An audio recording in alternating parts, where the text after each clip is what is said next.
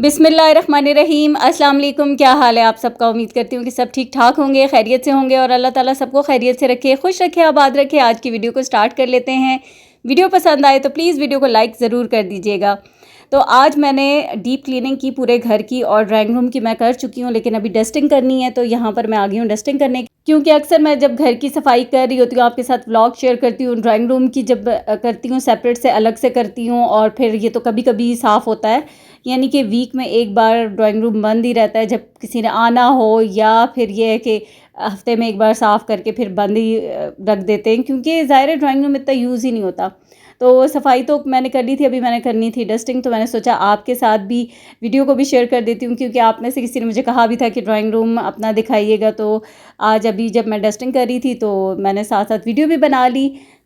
अच्छा, सबसे पहले तो ये जो डस्ट होती है ना, इसको मैं एक टॉवल के साथ पूरे सोफ़े वगैरह सब कुछ झाड़ लेती हूँ पहले, कि अच्छे से वो वाली डस्ट जो ड्राई ड्राई होती है वो उतर जाए। फिर उसके बाद अभी मैंने बेटी को कहा कि पानी ले आओ, बिल्कुल साफ़ पानी, इसमें कोई भी चीज़ नहीं डाली हुई, सिर्फ पानी है उसमें। इस टॉवल को मैं फिर अच्छी तरह से भिगो कर निचोड़ के तो ये सारी वॉल्स वगैरह जो होती हैं ना, इनको अच्छे से क्लीन कर लूँगी, क्योंकि जब सफाई करते हैं ना, हम झाड़ू लगाते हैं तो डस्ट फिर वापस से दीवारों के ऊपर चिपक जाती है, जो उड़ती है, तो फिर उसको इस तरीके से गीले टॉवल से साफ़ करना बहुत ज़रूरी होता है। उससे ये वॉल चमक जाती हैं, अच्छी साफ़ सुथरी नीट लगती हैं। तो बस यहाँ पर इसको गीला कपड़ा करके मैंने साफ़ कर लिया। फिर इसी तरह से अब ये जितने भी सोफ़े वगैरह हैं ना, इनको पहले मैंने झाड़ा है अच्छे तरह से, और उसके बाद फिर गीला जो टॉवल होगा ना उसके साथ फिर अच्छे से ऊपर से साफ़ कर लूँगी। इस तरीके से शाइन आ जाती है। अच्छा, जब कभी मुझे थोड़े से टाइम के बाद मतलब बहुत ज़्यादा साफ़ करने हों तो फिर डिटर्जेंट डाल के, लिक्विड डाल के, तो तब मैं फिर बहुत अच्छे से इनको साफ़ कर लेती हूँ। लेकिन अभी तो मामूल की जो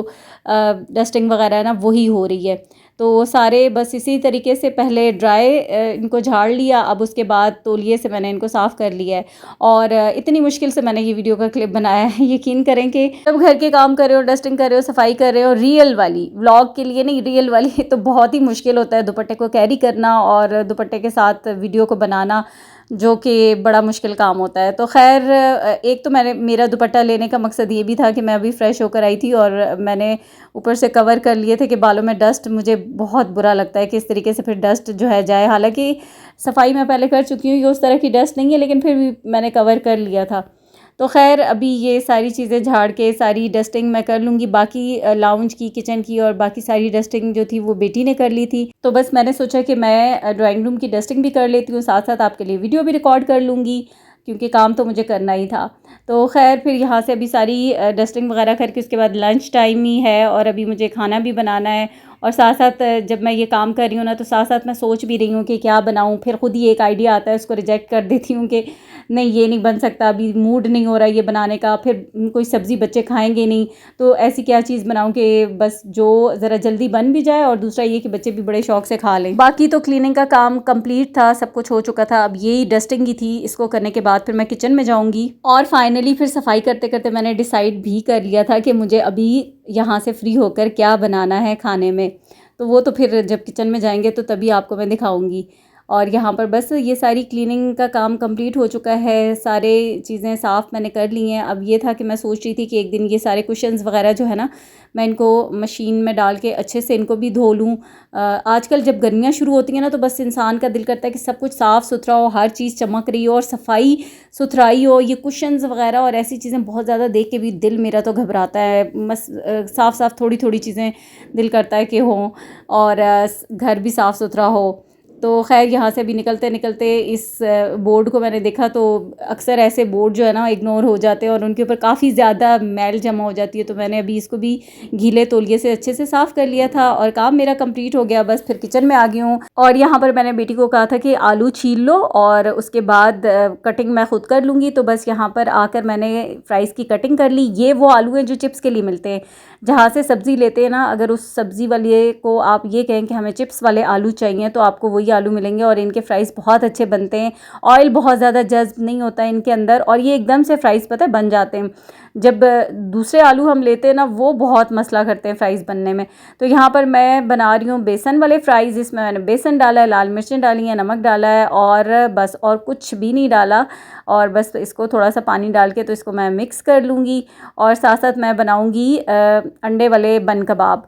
तो अंडे वाले नहीं, सॉरी, शामी कबाब वाले बन कबाब बनाऊंगी, जो कि बहुत फेवरेट हैं। और शामी कबाब तो वैसे भी मेरे बने हुए रखे हैं।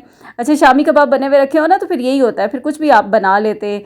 तो अभी मेरे जहन में फिर यही आ गया था कि चलो मैं ऐसे ही कर लूँगी, साथ फ्राइज़ भी बन जाएंगे और साथ जो है ना बन कबाब भी बन जाएंगे। तो कढ़ाई मैंने चूल्हे पर रख दी थी, ऑयल गर्म हो गया, बस इनको अब ऐसे अलग अलग करके डालूंगी ताकि सारे साथ ना जुड़ जाएं। और ये फ्राइज़ ना, इनमें इतना ऑयल भी नहीं लगता, बहुत कम ऑयल में बन जाते हैं। अब हम जिस शॉप से सब्ज़ी लेते हैं ना, वो भाई बहुत अच्छे हैं और उनको पता है कि हम वहीं से सब्ज़ी लेते हैं और हमें वो अच्छी चीज़ ही देते हैं हमेशा, सही से।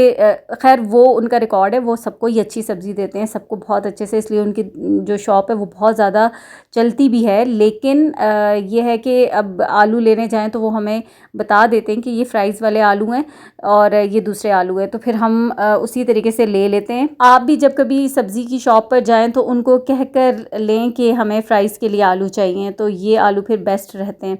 अच्छा, यहाँ पर बच्चों से मैंने पूछा था कि साथ में अंडा भी डालना है, तो एक दो ने कहा कि अंडा ना डालें, तो फिर मैंने सबके ही बन कबाब में अंडा नहीं डाला था और ये अंडा मैंने फेंट लिया था थोड़ा सा नमक और लाल मिर्चों के साथ। इसमें मैंने शामी कबाब को डिप करके फ्राई करना था। वैसे तो मैं ऐसे ही फ्राई करती हूँ, लेकिन अभी हम बन कबाब बना रहे हैं तो इसलिए उसके लिए मैंने सोचा कि इसको ज़रा अंडे में डिप कर लूँ अच्छे से और फिर इनको मैं फ्राई कर लेती हूँ। कुकिंग ऑयल मैंने तवे के ऊपर डाल दिया, साथ साथ जितना ऑयल मुझे ज़रूरत होगा डालती जाऊँगी और फिर कबाब फ्राई हो जाएंगे तो उसके बाद साथ बनते जाएंगे और गरम गरम फिर मैं बच्चों को सर्व करती जाऊंगी।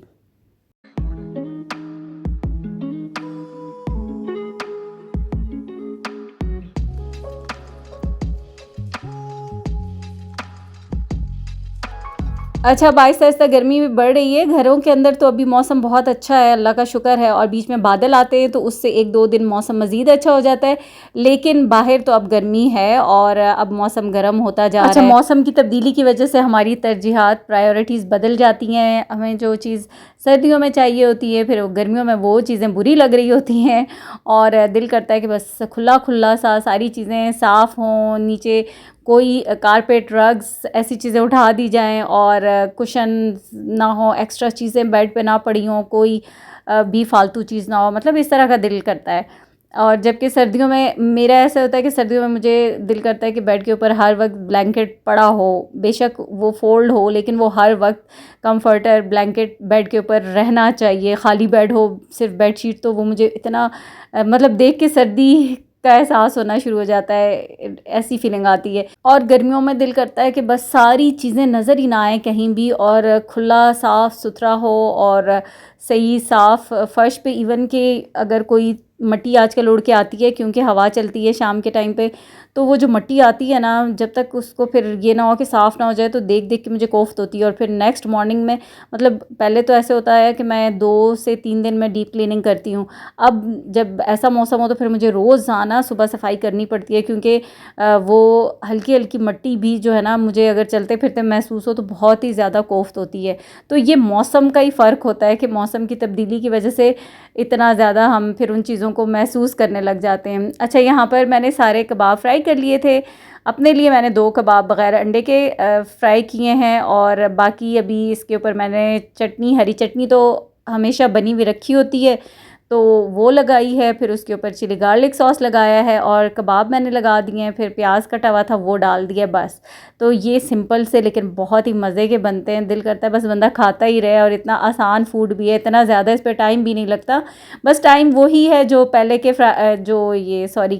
कबाब बना के रखे हुए उन पर जो टाइम लगा।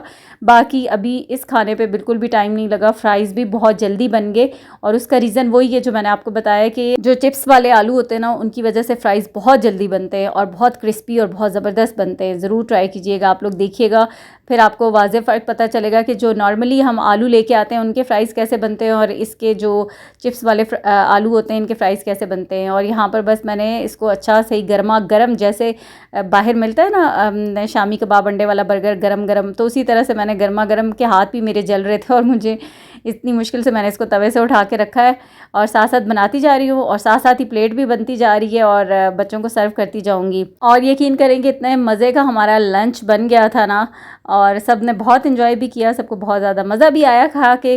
तो बस जब घर वाले खुश हों, बच्चे खुश हो जाएं तो फिर और क्या चाहिए। वीडियो को यहीं पे एंड करूँगी, आपसे चाहूँगी इजाज़त। अल्लाह हाफिज़।